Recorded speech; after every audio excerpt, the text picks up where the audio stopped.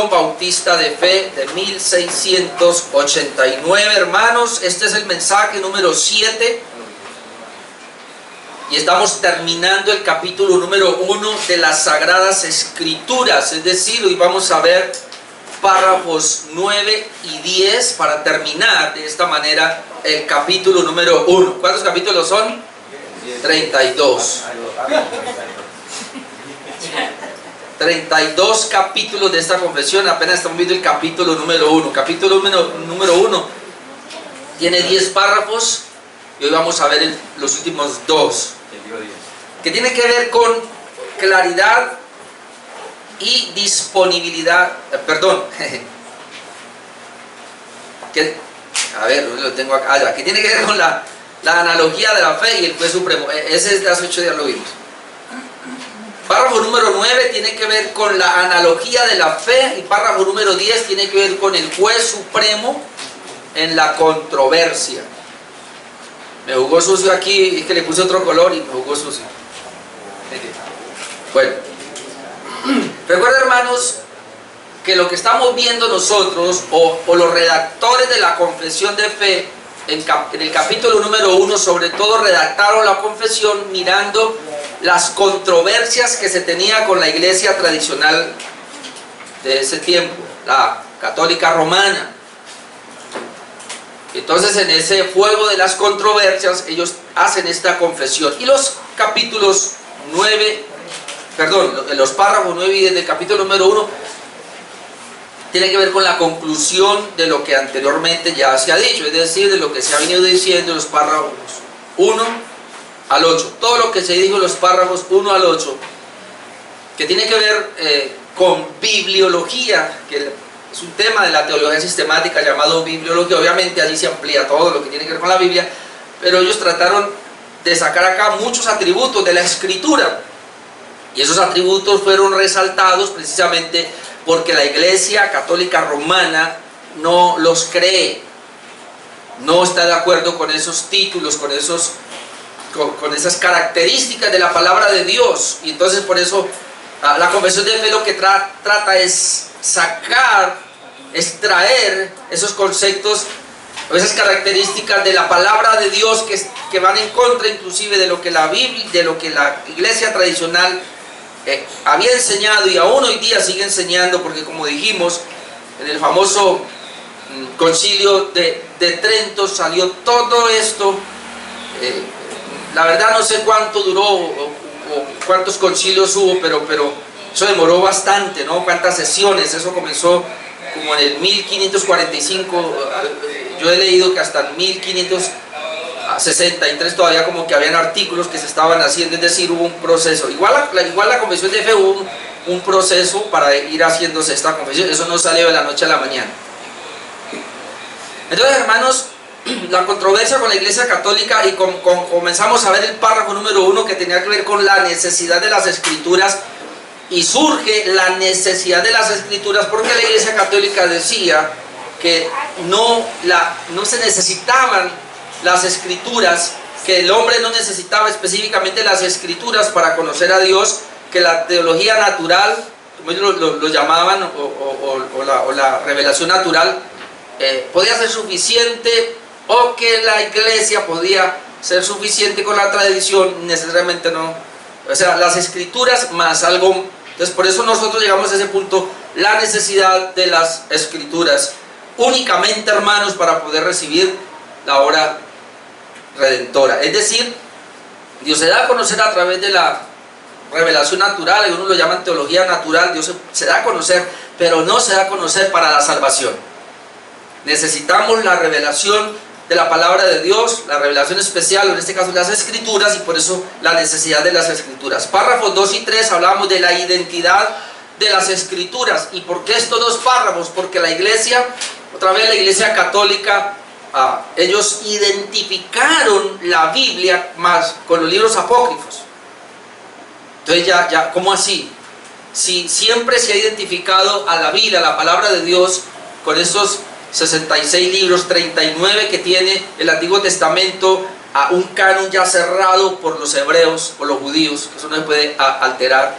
y el Nuevo Testamento 27 libros, también un canon cerrado, pero que la iglesia comenzó a jugar con los libros apócrifos, que unos los leían hasta que hicieron tanto hasta que los metieron. Entonces en ese punto la identidad, tenía la confesión que decir, vamos a identificar qué es la palabra de Dios, y entonces es el canon cerrado, 66 libros. La Iglesia Católica identifica otros libros inspirados, nosotros no, entonces había esa necesidad. Párrafo número 4 y 5 hablábamos de la autoridad de las Escrituras, y esto surge porque otra vez la Iglesia, note que todo esto es controversial con la Iglesia Católica, porque la Iglesia Católica llegó a decir que la Biblia no tenía la autoridad, que realmente la autoridad la tenía, era la Iglesia ya con sus... el clero era los que tenían la autoridad, pues, así como en el párrafo número anterior ellos definían qué era la Biblia. Entonces ahora ellos definían quién es el que le da la autoridad, quién es el que decide cuál es el libro inspirado o no, quién es el que decide si es palabra o no, quién es el que decide la autoridad. Entonces la iglesia tiene la autoridad sobre la Biblia. Entonces la confesión tiene que salir, no, un momentico, la autoridad es la palabra de Dios, la autoridad de las Escrituras. Veamos el párrafo número 6, la suficiencia de las Escrituras, porque otra vez la Iglesia Católica Romana, y hermano, y lo que estoy diciendo acá, eso está hoy también. Dicen que la Iglesia Católica Romana dice que la Biblia no es suficiente. Otra vez necesitamos, además de la Biblia, necesitamos la tradición oral. Y entiéndase por tradición oral aquella palabra que los apóstoles no escribieron, pero que se transmitió de boca en boca, y esa es la tradición. Y quién sabe qué fue lo que Cristo no enseñó, que se tradujo por los apóstoles y vino de generación en generación, tradición oral. Eso es una reserva solo de la iglesia. El magisterio tiene esa reserva, ellos son los que dicen cuál es la palabra de Dios. Así que no solamente la Escritura, sino también, y no solamente la Iglesia Católica, sino hoy día todos aquellos que digan así te dice el Señor, o Dios me habló, o Dios te dice, y comienzan con esas profecías, ellos entonces no creen en que la Escritura es suficiente. Yo por eso el párrafo 6, la suficiencia de las Escrituras. Y eso ya veíamos párrafos 7 y 8, claridad y disponibilidad de las Escrituras. Otra vez, claridad de las Escrituras. La Iglesia Católica, ¿qué dice? La Escritura no es clara. Entonces por eso nosotros somos los que le damos la claridad a la Escritura. El pueblo común o vernáculo, como dicen ellos, no entiende la Escritura. Entonces como no la entiende, ¿para qué se la vamos a dar? Dejemos más bien la traducción que vale para nosotros, verdadera.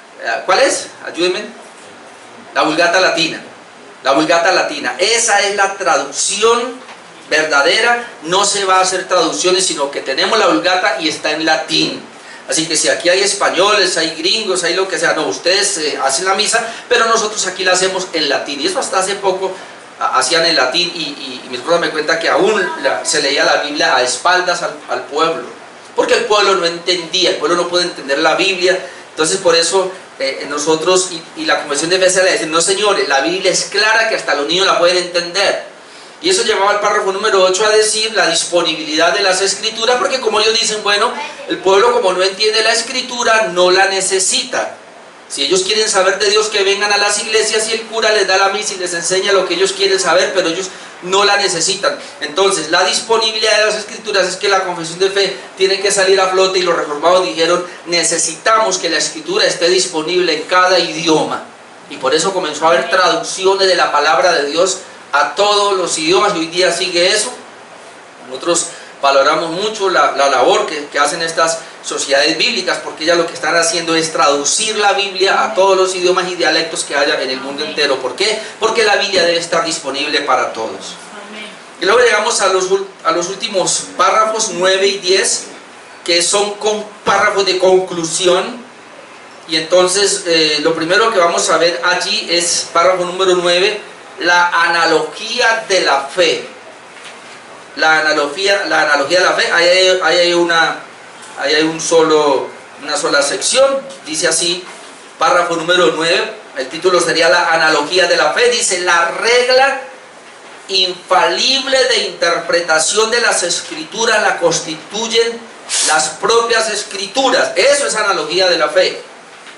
Y para consiguiente, cuando surge una duda respecto al verdadero y pleno sentido de cualquier pasaje bíblico, que no es múltiple sino único, este se debe buscar en otros pasajes que se expresan con más claridad. Si quieren, pónganle ahí pasajes paralelos, por ahí un ladito si quiere. Ok, vuelvo y aclaro antes de entrar acá. Dice, la regla infalible, es decir, infalible es que no tiene falla. La regla es lo que se mide, lo que va a determinar infalible de la interpretación de la escritura. Es decir, ¿quién puede interpretar la escritura? ¿Quién? Entonces dice, la constituyen las propias escrituras. Esa es la regla de fe, la analogía de la fe. La escritura se interpreta a sí misma. Si usted quiere, hermano, interpretar la Biblia, debe usar la Biblia. Y ahora vamos a ver la razón. Eso es lo que está diciendo. Y por consiguiente, es decir, dado que ella se interpreta a sí mismo, cuando surge una duda respecto al verdadero y pleno sentido de cualquier pasaje bíblico, usted lee un pasaje y le surgió una duda, ¿qué hago ahora? ¿Dónde voy a que me lo aclare? Voy a buscar a quién a que me aclare. Dice, y hay un paréntesis, que no es múltiple sino único, es decir, un pasaje que no es múltiple sino único, es decir, usted no va a encontrar otro texto sino ese único. ¿Cómo lo va a interpretar? Lo demás se interpreta por la misma escritura. Usted lee un pasaje y no lo entiende, bueno, entonces para eso necesitamos la concordancia, hermanos, un diccionario, y vamos si la misma Biblia nos ayuda a interpretar. Pero si hay un pasaje único que no se puede interpretar, dice aquí la confesión de fe, entonces este se debe buscar en otros pasajes que se expresen con más claridad. Se llaman los pasajes paralelos o textos paralelos. Es decir, como la misma Biblia se interpreta a sí mismo, usted va a encontrar, aún en textos oscuros, va a encontrar pasajes paralelos, son parecidos, ¿verdad?, que nos van a ayudar en esa interpretación. Esa es la definición que nos da entonces párrafo número 9, que tiene que ver con la analogía de la fe. Ok, entonces la analogía de la fe, ¿qué es lo que afirma? Afirma que las escrituras se interpretan a sí mismas. Esa es la analogía de la fe. Las escrituras se interpretan a sí mismas. Es decir, cuando usted va a tener un debate con alguna persona y le va a sacar un texto fuera de contexto, o le va a traer una doctrina que es extraña, porque eso hay, entonces uno dice, a ver, ¿cómo vamos a interpretar ese pasaje, hermano? A la luz de la escritura. No es que fulano de tal, no señor, no es que fulano, no. Es a la luz de la escritura que vamos a interpretar ese pasaje. Es decir, nadie tiene la interpretación correcta, sino la misma escritura. Nadie tiene la interpretación correcta, sino la misma escritura. Si alguien da una interpretación es porque la encontró en la escritura. Amén. Es muy importante, por eso aquí nos anima entonces esta confesión de fe a que conozcamos las escrituras, porque si no las conocemos, yo estos días he hablado con alguien porque me decía, pastor, ¿será que debo memorizar los versículos? Yo memoricé muchos, pero yo llevo años que ya no memorizo versículos.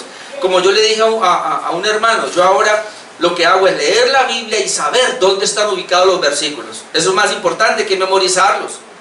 Obviamente, bueno, tenemos la Biblia en todos los dispositivos, hermano, la Biblia está al alcance, aquí no hay prohibición. Aquellos países donde la Biblia es prohibida, y se les toca memorizarlos, pero usted con que sepa dónde está, Dios dice esto, ¿en dónde? Allí, ¿en dónde? Allí, y aquí, y allá.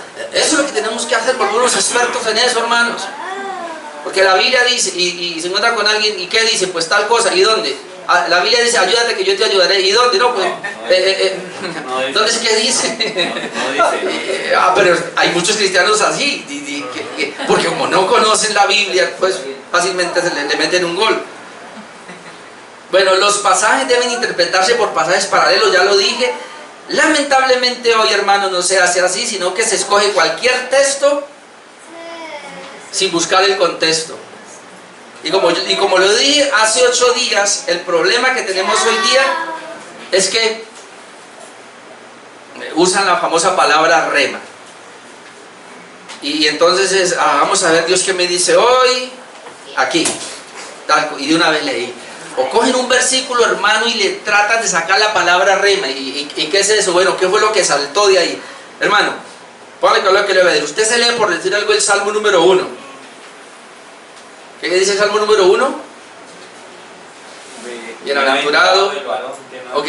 Entonces, como dice, lo dice de memoria. Bienaventurado el varón que no anduvo en cosas de malos, ni estuvo en camino de pecadores, ni es camino sentado, sino que la niña bastante. En su ley medita de día y de noche. En su ley medita. En su ley medita. Yo debo meditar. En su ley medita. Y ya, y la cogió. Y esa es la palabra rema y cabalga en eso. ¿Y lo otro qué? O sea, eso es palabra de Dios. ¿Y lo otro? Todo es palabra de Dios. Hay que meditar. Bienaventurado el varón. Señor, que yo sea ese varón. Aunque ese salmo es para Cristo.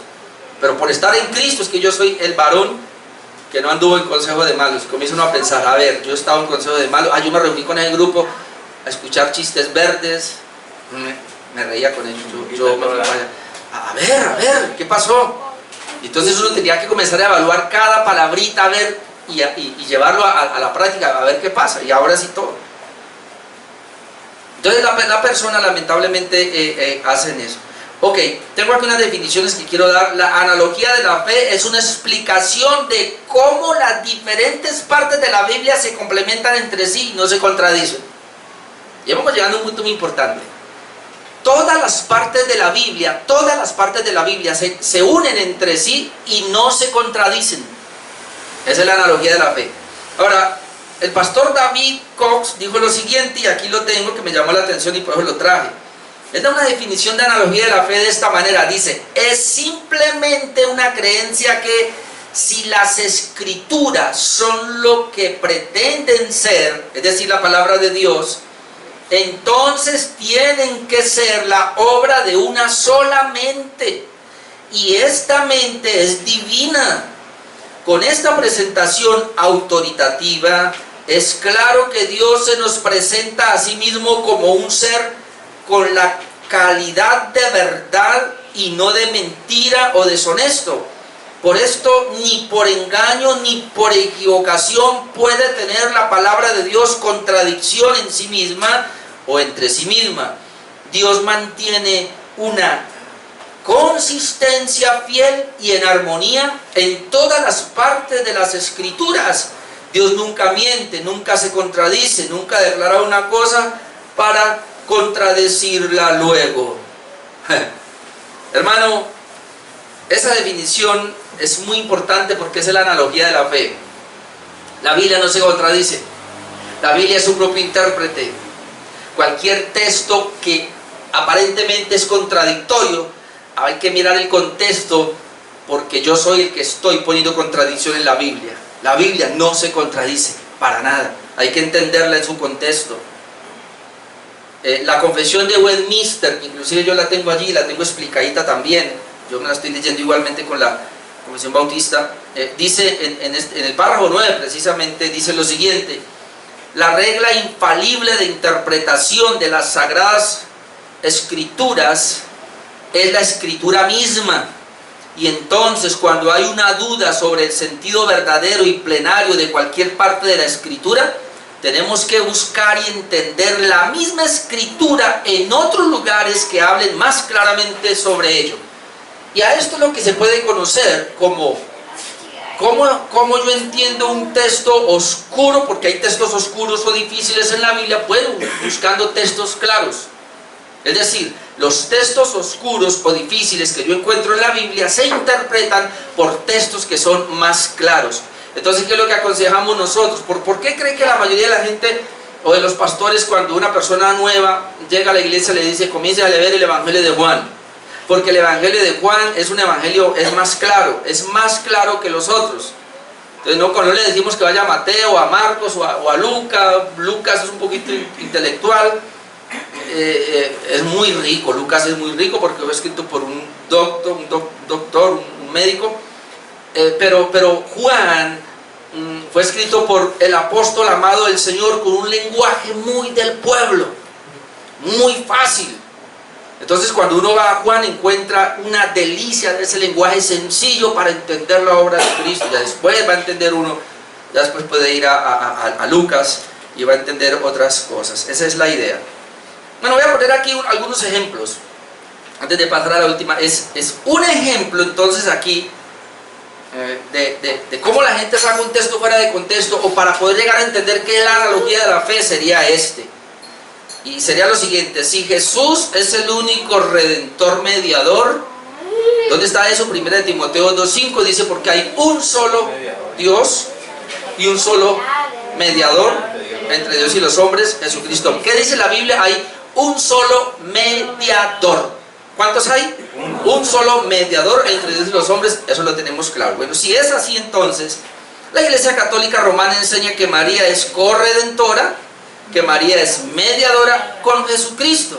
Entonces, las dos afirmaciones son contradictorias. Entonces, ¿con qué nos quedamos, hermanos?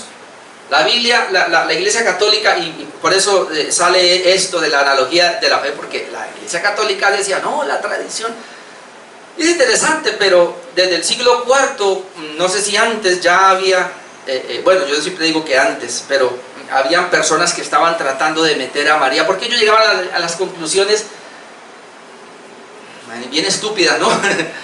Bueno, como seres humanos, pero ellos llegaban a decir, a ver, oh sí, claro, Dios, el Hijo de Dios, sí, nació y de María era virgen, sí, claro, y está bien el Hijo de, pero María, Dios escogió a María, María tuvo que ser, una mujer, María, pero espere, Jesucristo es el Hijo de Dios, se tomó forma humana, nació sin pecado fue concebido, y si es concebido sin pecado, el vientre de María tuvo que ser sin pecado también.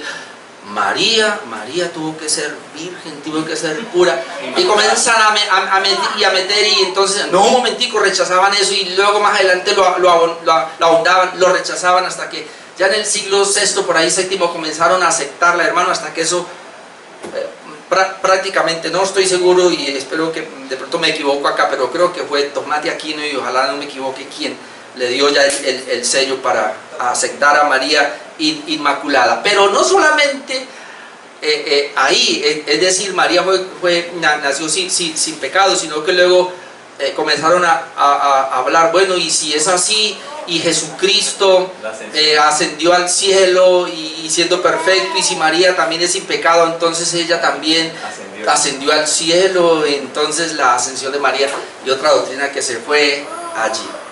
Entonces, por eso la Iglesia Católica, hermano, usted no le puede tocar a María.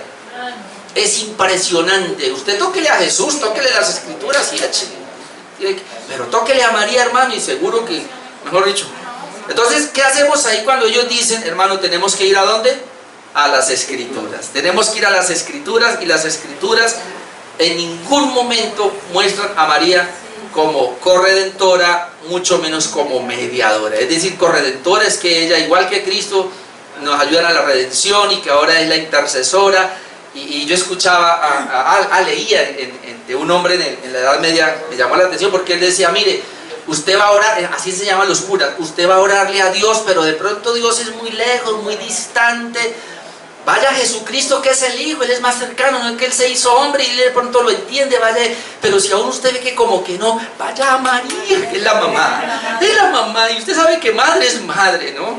Y entonces yo pensaba, ahora yo tengo 3 hijas, pero es impresionante, ya no vienen a mí para una cosa, ellas van es donde mamá, y la mamá es la que tiene que venir a mí. Yo no sé si es que yo soy muy bravo, ¿qué? ¿Cómo es que me ven? No, vea, si yo sea amoroso y toda la cosa, los hijos van a ir donde mamá. Porque madre hay solo una, y como alguien dijo, y me tocó a mí. Bueno, a todos nos tocó. Entonces eso de la mamá, eso la cultura lo trajo, y no, pues hombre, ahora con la mamá. ¿Y cómo concluye? María es la madre de Jesús, Jesús es Dios, María es la madre de Dios. No, santo Dios, ¿hasta dónde vamos a llegar? Y es una adoración impresionante que tienen. Entonces, por eso, hermanos, nosotros no podemos, y cuando sale la analogía de la fe, es precisamente atacar a la Iglesia Católica, que trae todo ese tipo de creencias. Dice que la tradición, o que no solamente la tradición, sino que la Iglesia ha venido, porque le digo algo, ellos llegaron a este punto. Muchas de las doctrinas que no son bíblicas, que la Iglesia Católica tiene, las tienen como doctrinas, pero ellos ¿de dónde las sacaron? Dicen del pueblo. Porque lo que el pueblo dice es la voz de Dios, llegaron a decir eso. Si el pueblo comenzó a sacar esa creencia, y aunque los sacerdotes al comienzo le dicen, pero esto no es bíblico, no está en la Biblia, ¿y qué? Pero es que no es que María, bueno, que cuando yo le oré a María me hizo milagros, Y comenzaron a mirar esas cosas, y María, mire, se le apareció a tal parte. Por eso hoy día tenemos tantas Marías, tantas vírgenes. Entonces, como me hizo un milagro, entonces que aquí dice María de no sé qué, María de la no sé qué, Virgen de no sé qué, Virgen del agarradero, agárrame a mí primero, y así todo es o sea, una cantidad de vírgenes que usted encuentra. ¿Por qué? Porque supuestamente le hizo un milagrito. ¿Y dónde está eso, cura? Papa, ¿dónde está eso? Ah, no. El pueblo es la voz de Dios. Y si el pueblo así lo creyó y lo sostuvo por generaciones, entonces llegamos aquí y quedó como dogma. Oh, Dios mío. Por eso esta confesión sale. Otro ejemplo que le pongo acá. Ay, hermano, vamos a ir al Salmo número 2, que quiero que lo miremos, porque y lo voy a decir a propósito, y a propósito es a propósito. Porque no solamente es uno, sino muchos pastores, yo los he escuchado por acá, pastores que tienen iglesias grandes. Salmo número 2, cuando usted lo mira, usted ve que es un salmo mesiánico. Es más, ahí dice el reinado, el reino del ungido de Jehová. Es un salmo mesiánico, es decir, es un salmo para Jesucristo. Pero entonces vamos a leer el salmo versículo número 8, que dice: pídeme y te daré por herencia a las naciones, y como posesión tuya los confines de la tierra. Listo. Pídeme y te daré por herencia a las naciones. Y ahí se para un pastor. Pídeme, Dios me dice que yo le pida y que Él me da por herencia a las naciones. Y entonces las naciones para Cristo, y ahí donde se levantan, y entonces le ponen el nombre a una iglesia, y ya comienza a tener 2 iglesias en la ciudad, luego van a otra ciudad, a nosotros va a pasar eso, bendito Dios, y van a otro y comienzan un monopolio, y luego van al mundo, y ya, y es que se tiene que cumplir, y me paro ahí. Y hay muchos pastores, lo sé, porque este versículo es la promesa para ellos, que Dios le dijo a ese pastor. Hay un pastor por ahí que yo sé que él lo dice cada año, que Dios le dijo, Dios le dio ese versículo: pídeme y te daré por herencia a las naciones. Y por eso es que él tiene muchas personas en el mundo entero, porque Dios le dio las naciones, porque Él le pidió las naciones y por eso se las dio. Entonces muchos pastores nos dicen a nosotros que si yo hago eso como pastor y me agarro de ese versículo, entonces Dios me va a dar las naciones, si yo se las pido. Ahora, ¿cuál es el problema aquí? Que hay que mirar el contexto. Solamente con el contexto nos quedamos claros. Versículo 7. Mire lo que dice Salmo 2, versículo 7. Está hablando el Señor y dice aquí: yo publicaré el decreto. Es más, viene hablando acerca del Hijo. El Padre está hablando acerca del Hijo y le dice: yo publicaré el decreto. Jehová me ha dicho, mi Hijo eres tú. Aquí está hablando del Hijo de Dios, de Jesucristo. Jehová me ha dicho, mi Hijo eres tú, yo te engendré hoy. Y este engendrado acá, como ya dijimos, es que en toda la eternidad Dios ha sido Padre y Dios ha sido Hijo, en toda la eternidad. Esa es la parte del engendro, es decir, que son de la misma esencia, a eso es que se refiere. Entonces dice: yo publicaré el decreto, Jehová me ha dicho, mi Hijo eres tú, yo te engendré hoy, pídeme y te daré por herencia a las naciones, y como posesión tuya los confines de la tierra. Los quebrantarás con vara de hierro, como vasija de alfarero los desmenuzarás. Eso es para Cristo. Eso no es para ningún pastor, nadie, ni siquiera para una persona. Mi hermano Germán, que no está aquí esta mañana con nosotros, me decía que él escuchó a un pastor de una iglesia, ya saben a cuál me refiero, y que el pastor estaba diciendo en Génesis, leyó algo donde dice así: en ti serán benditas todas las naciones, todas las familias de la tierra, en ti. Y le dice a la iglesia: iglesia, mire, en ti, en ti, en ti, en ti, en ti, en ti serán benditas. Y la gente comienza a aplaudir: ay, en mí, en mí.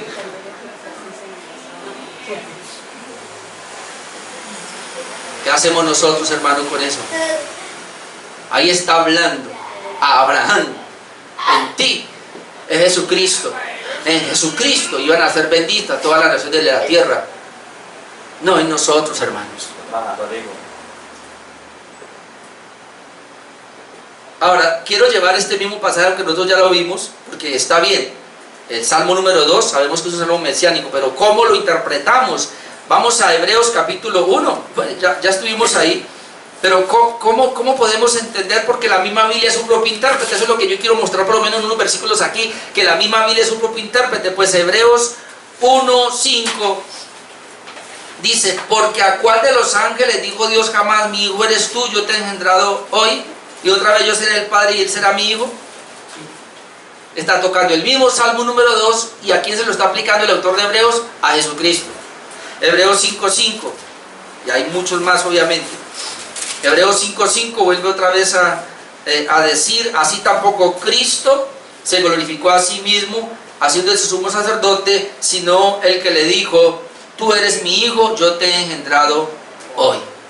El contexto entonces del Salmo número 2 es dado para Jesucristo, amén, no para ningún pastor, no para ninguna persona. Y así, amén, es que las personas manipulan la Escritura, y por eso estamos mirando este punto de la analogía de la fe, este párrafo número 9 del capítulo número 1 de las Sagradas Escrituras, que tiene que ver con que la misma Biblia se interpreta a sí mismo. Yo no puedo sacar un texto fuera de contexto. No podemos quedarnos con un solo texto, hermanos, y le voy a mostrar otro. Vamos a ir a Primera de Corintios, y le voy a mostrar este por una razón, hermanos, porque con esto me salió a mí un testigo de Jehová. A mí nunca se me olvida esto.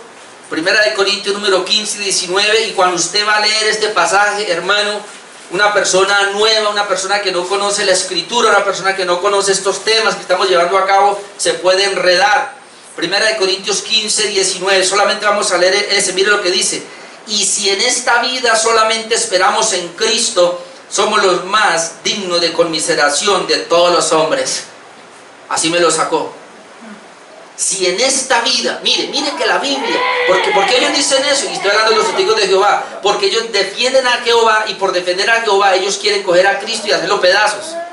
Entonces, ¿cómo lo hacen pedazos? Mire, aquí, así me lo dijeron, como 4 me reunían ahí y me dijeron: mire lo que dice el apóstol Pablo. Si en esta vida solamente esperamos en Cristo, ay, usted que Cristo, solo Cristo, si usted solo espera en Cristo, dijo Pablo, somos los más dignos de conmiseración, es decir, somos que nos tengan lástima, que todo el mundo nos tenga lástima, porque solo esperamos en Cristo. No, Cristo no, Jehová. Y entonces, ¿qué tenemos que hacer en ese caso, hermano? Es tan sencillo como ir al contexto a ver qué es lo que está pasando. Leamos desde el versículo 16. Versículo 16. Porque si los muertos no resucitan, tampoco Cristo resucitó. ¿De qué está hablando? De la resurrección. Entonces, él está hablando de una manera, ¿cómo se llama? Bueno, está exagerando, hipérbole. Si los muertos no resucitan, o sea, tampoco Cristo resucitó. Es decir, si estamos afirmando que los muertos no resucitan, pues entonces Cristo no resucitó. Y luego dice: y si Cristo no resucitó, note, si Cristo, ese es el punto, no resucitó, entonces vuestra fe es vana, aún estáis en vuestros pecados, es decir, pailas, no son salvos. Y entonces dice el 18: entonces también los que durmieron en Cristo perecieron, es decir, todos los que han muerto han perecido, porque como Cristo no resucitó, no hay resurrección de muertos. Entonces, si es así, entonces, si en esta vida solamente esperamos en Cristo, pues somos los más dignos de conmiseración de todos los hombres. Mas ahora Cristo ha resucitado de los muertos, primicia de los que durmieron es hecho. Amén. Amén. ¿Qué entendió en el contexto, hermano? Tiró por el suelo todo lo que alguien quiso enseñar de un texto. Amén. ¿Qué es la analogía de la fe, hermano? Usted no puede cabalgar en un texto. Usted tiene que usar todo el contexto. Y eso que usamos el contexto nomás ahí. Ahora, cuando nos ampliamos, nos vamos a dar cuenta de la resurrección de Cristo profetizada desde el Antiguo Testamento. Entonces, por eso esto es muy bueno, hermanos, que lo tengamos aquí. Ok. El párrafo entonces nos enseña que la Biblia se interpreta a sí misma, y ahí nos dan algunos versículos, y voy a ir a uno de ellos. En este caso, Isaías envió a estas personas a las Escrituras para corroborar si esto era verdad. Isaías capítulo 8, que son los textos que nos da la confesión de fe. Pues vamos a mirarlo. Isaías capítulo 8, pero voy a leer el versículo 19. Isaías capítulo 8, versículo 19 dice: y si os dijeren, preguntad a los encantadores y a los adivinos que susurran hablando, responded: ¿no consultará el pueblo a su Dios? ¿Consultará a los muertos por los vivos? Es decir, si los hechiceros te llevan por ahí. Entonces ellos van a responder: a ver, un momentico, nosotros no vamos a consultar a los muertos, a los hechiceros. Vamos a consultar es a Dios. No consultará el pueblo a Dios, consultará a los muertos por los vivos, a la ley y al testimonio. Si no dijeren conforme a esto, es porque no les ha amanecido. Es decir, no vamos a consultar a otro lugar a ver Dios qué nos dice. tenemos que consultar a las escrituras, y si alguien consulta a los hechiceros, a los muertos, o se va por otros lados y no a la ley, entonces él no tiene la luz, él está en oscuridad, es decir, no le ha amanecido. Entonces, ¿a dónde vamos a consultar nosotros siempre? A las escrituras. Cualquier duda, a las escrituras, porque si alguien no lo hace acá, no le ha amanecido, hermano. Estos días escuchábamos muchas herejías que se están levantando en la iglesia, donde yo estuve 5 años, toda mi familia estuvo ahí, lamentablemente. Yo estuve en un ministerio internacional 5 años, yo fui pastor ahí en esa iglesia. Ay, me da tristeza, me da ganas de ir a Jamundí a ver qué hay allá, pero Dios nos permitió levantar una iglesia en Jamundí y yo se las dejé a ellos allá, ya quedó. Pero hay unas herejías. Le va a decir una que hermano, un pastor de ese ministerio, teniendo al apóstol, a los 2 apóstoles ahí sentados, le dice a los demás pastores, porque era una convención de pastores, le dice a los demás pastores, le dice: mira, ustedes están vivos por esos 2 hombres, porque mientras ustedes dormían, ellos estaban en el cuarto intercediendo por ustedes, o sea que la vida se la deben a ellos. Dios mío, yo le decía: Señor, gracias porque me sacaste de ahí. Y yo le decía a mi esposa: ¿cómo es posible que si este que está ahí, sí, se llaman a un rosario, si ese que está ahí, apóstol a nivel internacional, no es capaz de pararse y decir: así no es, mijo, que él está equivocado, yo no soy el que le doy la vida a ustedes, es Dios? Si él no es capaz de pararse y controlar eso, siendo el pastor de ellos, el apóstol, antes, ¿sabe qué hace? Aplaude y dice: así es. O sea, él es Dios. Lo endiosaron, lo levantaron a un nivel de Dios, y toda esa gente es idolatría. Maranata es una iglesia idólatra, es una falsa. Así es. Y yo estuve ahí 5 años, gracias a Dios me sacó de allá. Si alguien me está escuchando que es de Maranata, salga corriendo de ahí, porque lo que yo estoy escuchando últimamente es bravos, herejías del mismo infierno, del mismo diablo. ¿Por qué? Porque no conocen las escrituras, porque no estudian las escrituras. Yo le decía a mi esposa: ¿cómo es posible? Yo me rasco la cabeza. ¿No habrá una persona de ahí, de todo ese auditorio, un pastor de todo ese auditorio, que lea la escritura y que sepa que el que da la vida es Jesús? No hay uno, o están tan manipulados que los hacen ver que ellos están más cerca de Dios que todos los demás. Hermano, por favor, yo oro por ustedes, pero ustedes no dependen de mi oración, ustedes dependen de Dios. Usted ora por su familia y por usted, y su familia y usted no dependen de su oración, dependen de la gracia de Dios. Yo oro porque Dios me dice que ore, y tengo que tener comunión con Él, pero no es mi oración la que me sostiene, es la gracia del Señor, es Dios, hermano, mucho menos un hombre. Todo ¿por qué? Por no entender la analogía de la fe, que la misma escritura es la que ella se interpreta a sí mismo. Y si hay un texto difícil, hermano, la escritura me da la respuesta. Otro pasaje es en el concilio, de Hechos, el primer concilio, Hechos capítulo 15, vamos a mirar lo que la confesión de fe pues lo trae, y cómo ellos resolvieron el conflicto, cómo ellos resolvieron el problema que había allí. Vamos a ver la respuesta del apóstol Jacob, que corroboró por la escritura las cosas. Mire, vamos a Hechos 15, versículo, desde el versículo 13. Ahí la confesión de fe le manda a Hechos capítulo 15, desde el versículo 13, donde dice: y cuando ellos callaron, Jacob respondió diciendo: varones hermanos, oídme.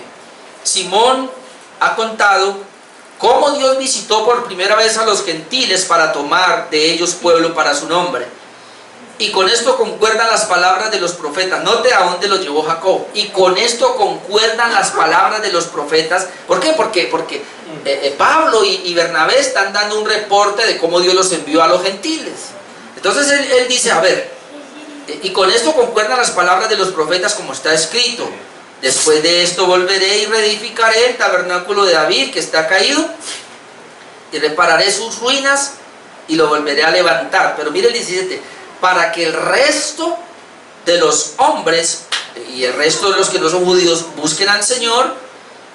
Y entonces, y todos los gentiles sobre los cuales es invocado mi nombre, dice el Señor, que hace conocer todo esto desde tiempos antiguos. Es decir, no podemos hacer nada, están diciendo, los gentiles se están convirtiendo, pensábamos que era solo para judíos. Los judíos teníamos una regla que vamos a hacer con ellos ahora, si usted es de gracia. Sacaron un documento y lo mandaron para que Pablo lo llevara con Bernabé, y ahí también fue Silas con ellos a la iglesia, en este caso de Galacia. Cuando comience a ver la carta de Galacia nos vamos a dar cuenta de este primer concilio. ¿Cómo tomaron ellos este concilio? ¿Cuál fue el consejo que se dio? No, las escrituras están apoyando y dicen que sí, que el Señor iba a restaurar el tabernáculo, lo está haciendo con la venida del Mesías, pero también se abrió, dice, para que todos los demás conozcan, es decir, a los gentiles. Y eso es lo que está pasando. Entonces lo que Pablo está haciendo con Bernabé, llevar el evangelio a los gentiles, sencillamente por eso la escritura se está cumpliendo, así que hagámosle, no le pongamos obstáculos. Es la manera como se debe trabajar, hermano. Un texto nos va a aclarar otro texto, y si ellos lo hicieron así, ahora Jesucristo y todos los apóstoles, y usted cuando lee el Nuevo Testamento, usted va a ver que todos ellos están agarrados del Antiguo Testamento. Y Moisés dijo, y Ezequiel dijo, y Isaías dijo. Ese es un cumplimiento, hermano. ¿Por qué? Porque como leímos al comienzo de la definición, porque quien trajo la palabra, una solamente, la mente de Dios. Amén. Y no se contradice, sino que la Biblia tiene una unión, desde Génesis hasta Apocalipsis, una unión de pensamiento, hermanos, que aún los mismos eruditos ateos, cuando estudian la Biblia, se quedan asombrados. Pero si ¿cuántos autores son? Nosotros tenemos alrededor 40 autores. Y hay campesinos, hay gente del pueblo, hay gente de la clase media, hay reyes, hay gente muy rica, hay gente muy dotada en esos 40 autores. Y cómo ellos concuerdan. Y no solamente eso, hermanos. ¿Sabe cuánto duró establecerse el canon? 1600 años aproximadamente duró. Porque Moisés es el primero, Moisés es el que escribe el Pentateuco, y Moisés vivió aproximadamente 1500 años antes de que viniera Cristo. Tenemos 1500 años. Y luego los apóstoles escribieron, el último fue Juan, hasta el año 100 aproximadamente. Tenemos 1600 años. ¿Usted sabe qué son 1600 años? Todos esos autores nunca se conocieron, pero este escribió, este escribió, este escribió. ¿Y cómo concuerda todo? Porque una solamente, la mente de Dios, hermano. Así que esta es la palabra de Dios, hermano. ¿Cómo yo voy a ir a otra parte?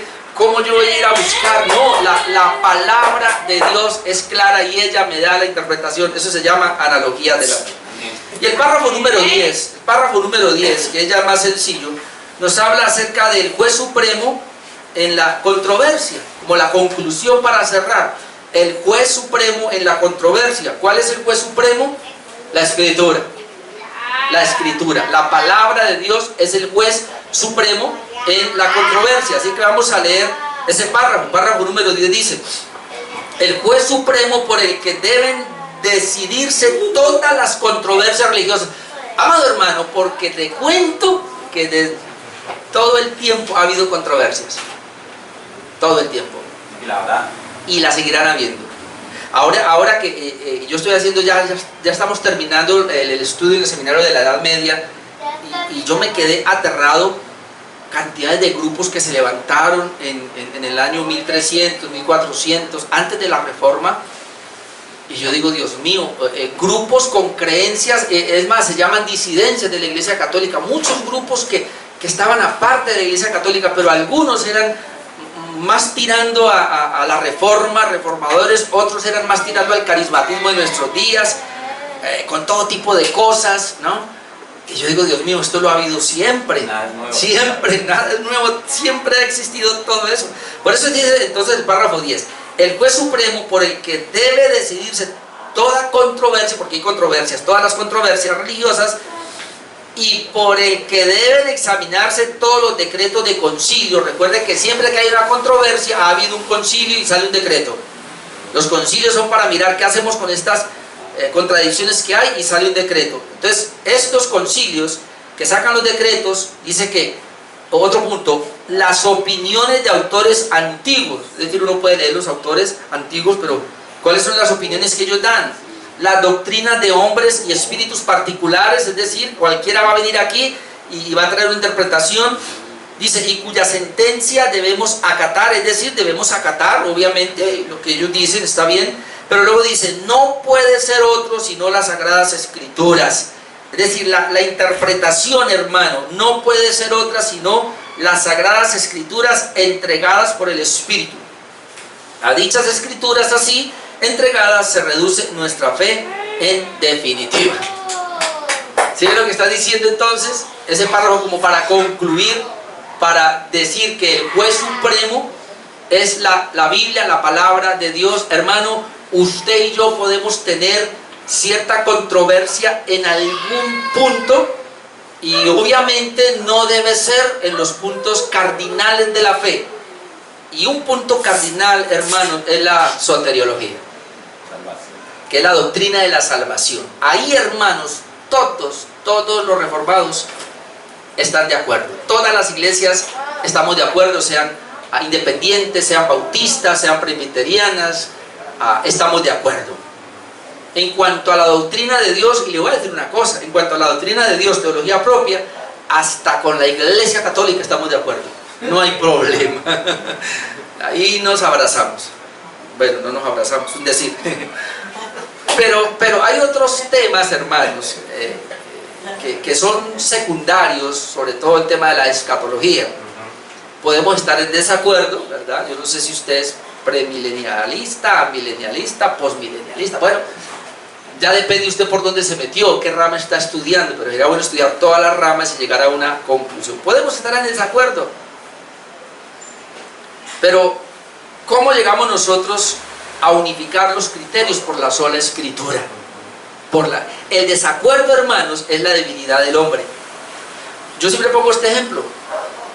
Usted puede ver al pastor Sproul, que ya murió, y al pastor John MacArthur abrazados, enseñando en el mismo recinto, y de esos hombres aprendemos hasta la saciedad. Pero hay un problema aquí.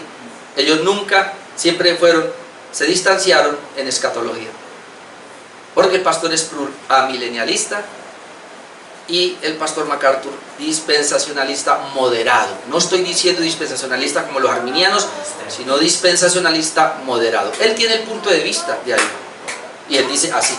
Entonces uno se pregunta, y se han hecho esas preguntas, ¿y qué va a pasar en el cielo? Bueno, uno de los dos falló, porque la verdad es una sola, la interpretación es una sola. Uno de los dos falló, pero por eso se van a condenar. No, porque son doctrinas que no son cardinales en cuanto a la escritura. Pero, hermanos, si yo tengo, y ahí donde muchos comenzamos o comienzan a temblar, porque yo sé, hermano, y entiendo, y aquí me voy a meter en problemas tal vez. Yo sé que hay algunos pastores reformados que son muy condescendientes con los arminianos, y hasta les dicen hermanos, y porque ellos creen diferente. ¿Sabe cuál es el punto? Que el arminianismo le trae obras a la salvación, y la salvación es solamente por gracia. El calvinismo, salvación por gracia. El arminianismo le trae obras. No sé ahí, hermanos, ahí sí no sé. Sé que algunos dicen, bueno, si Dios lo escogió y él no entendió de esa manera. Yo hasta puedo decir, bueno, Dios lo escogió, le dio la aplicación, de pronto él tuvo una, pero ¿por qué no? Pero si se le está enseñando la verdad y conociendo la verdad, aún así la rechaza, es decir, siendo llega a la fe reformada con conceptos arminianos, se le enseñan las doctrinas de la gracia, y él le cae eso, le hace mella y lo saca y dice, no, yo no sigo acá por ese punto, hermano. Yo entro en problemas, porque yo fui arminiano, y cuando llegué aquí, y menos mal que Robin no subió eso, en esa época no lo subíamos, pero los primeros mensajes que yo enseñé aquí de la predestinación, hace 10 años atrás, o yo no sé si digo aquí, o antes de llegar nosotros acá, yo enseñaba la predestinación. Sí, yo creo en la predestinación, pero en la presciencia, que Dios ve quién va a creer y quién va a ser salvo. Mi concepto vino a cambiar hace 9 años para acá, pero el primer año de esta iglesia yo tenía un concepto de predestinación arminiano, y los que están conmigo desde esa época han visto el cambio que Dios me ha venido dando, porque me he metido más en la teología reformada y he tenido que venir cambiando cosas. Pero todo, hermanos, convencimiento por la escritura. ¿Por qué pastor cambió? Por la escritura. Porque conociendo yo estos postulados, bueno, conozco usted los postulados arminianos, conozco usted los postulados calvinistas, y estudio los ambos con la escritura, y la decisión usted después determina a dónde se queda. ¿Por qué? Por la escritura. Amén. Amén. Por la escritura, no por el pastor, no por la iglesia. Yo sé que aquí hay hermanos que han venido. Yo amo esa iglesia. 20 años con ese pastor, 20 años con esos hermanos trabajando juntos, pero cuando conocí la reforma, ¿sí o no que hay algunos así aquí? ¿Qué hice? Me tocó dar un paso acá. Ahora ya ni me llaman, ya hasta ahora soy su enemigo. Trabajé 20, 30 años con ellos. Hermano, eso me pasó a mí. Pregúntele usted a pastores que yo trabajé con ellos codo a codo en iglesias, en ministerios anteriores, y verá que lo primero que van a decir: el pastor Orlando se torció, ahora es un hereje. Así le van a decir. Pero qué bella herejía saber que la saqué de las Sagradas Escrituras.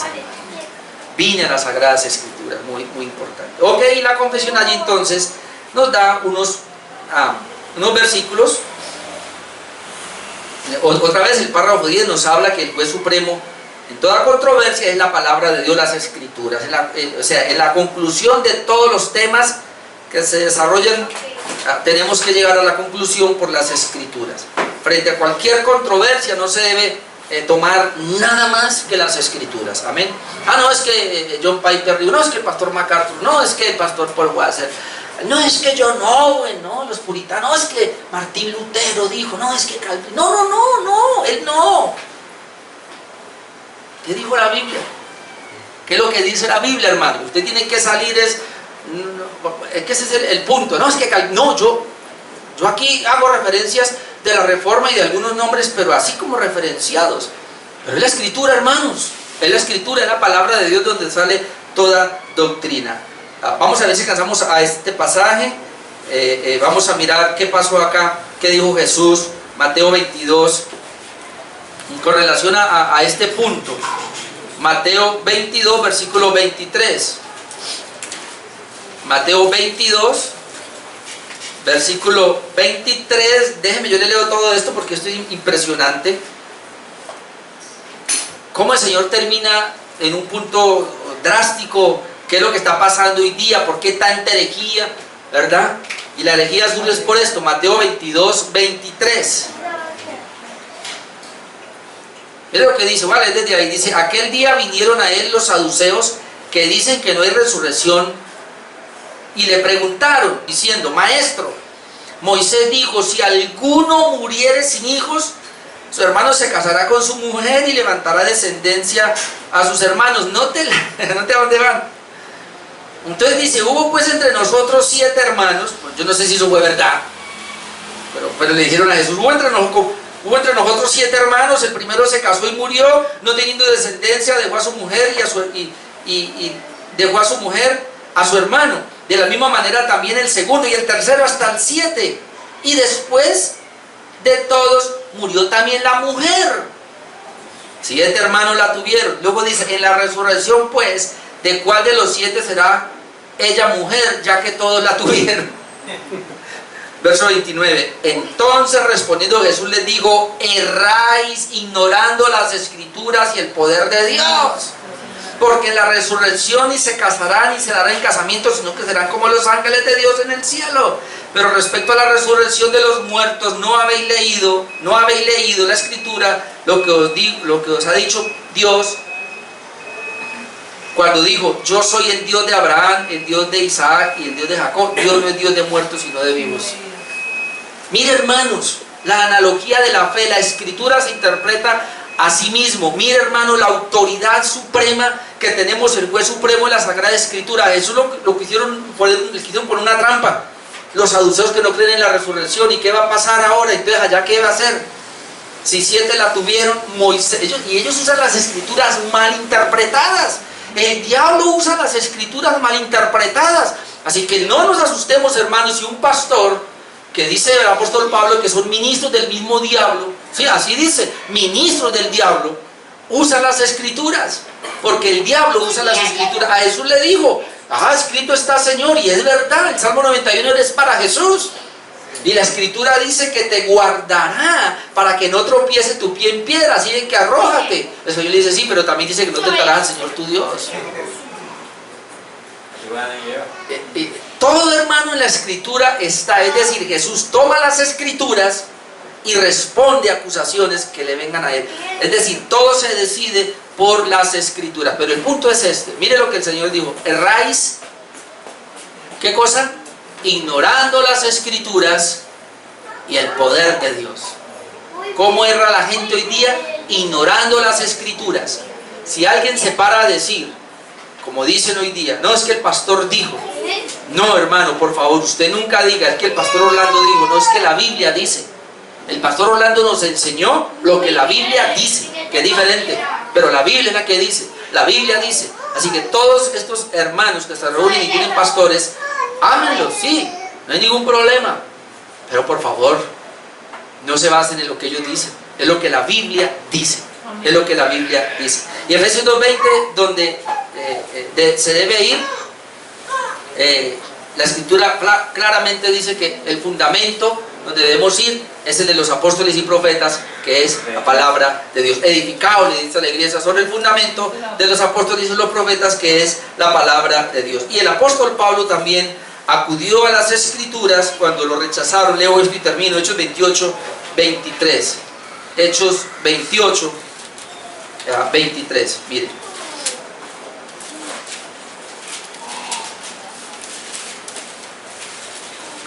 Para terminar, yo sé que esto es fuerte, pero bueno.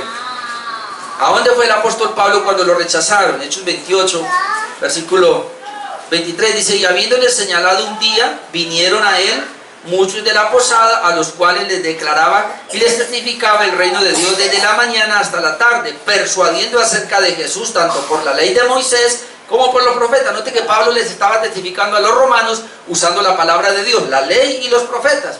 Versículo 24, y algunos asentían a lo que les decía, pero otros no creían. Unos aceptaban, otros no aceptaban. Y como no estuviesen de acuerdo entre sí, al retirarse les dijo Pablo esta palabra. Note, cuando se fueron les dijo esta palabra. Bien habló el Espíritu Santo, usó otra vez la escritura, por medio del profeta Isaías, a nuestros padres, diciendo: ve a este pueblo y diles, de oídos oiréis y no entenderéis, y viendo veréis y no percibiréis, porque el corazón de este pueblo se ha engrosado y con los oídos oyen pesadamente, y sus ojos han cerrado para que no vean con los ojos, oigan con los oídos, entiendan de corazón y se conviertan y yo los sane. Sabed pues que a los gentiles es enviada esta salvación de Dios y ellos oirán.